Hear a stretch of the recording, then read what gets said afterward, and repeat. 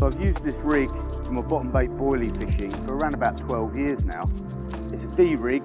One of the critical things about this rig is the type of material that's used in its construction. This one's called hooklink. It's a material that we've worked on for the last couple of years, really based around the use of this style of rig. So it looks a little bit like a fluorocarbon, sort of translucent sort of opaqueness to it. That couldn't be any further from the truth. It hasn't got that very stiff and wiry property to it at all. It's got a nice flexibility to it. So it allows a lot of movement and turning. So that's a really important thing. Quite a few of the consultants, including myself, and Gaz and Marcus, we've used it with this particular rig and others, and it performs really well. One of the great things about this material, as opposed to some of the others that we've used in the past, is that it's got an incredibly high knot strength. And so it's got a durable property to it that aids in use for big fish fishing or when you're using it in the weed.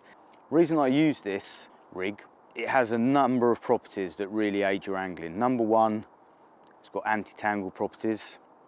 Number two, because of that stiff-ish material, kicks away from the leader and lays your hook link out nice and straight. Those sort of mechanics are aided by a number of different things. Firstly, the loop that I use at the swivel end, nice big loop, and that's tied with a perfection loop knot, which allows the material to exit from the knot in a beautiful straight line.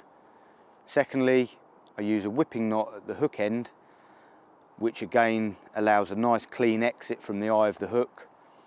And again, the hook is an important factor. I use an outturned eye hook so that you're not closing the gape up with this style of material. So you've got lovely separation here.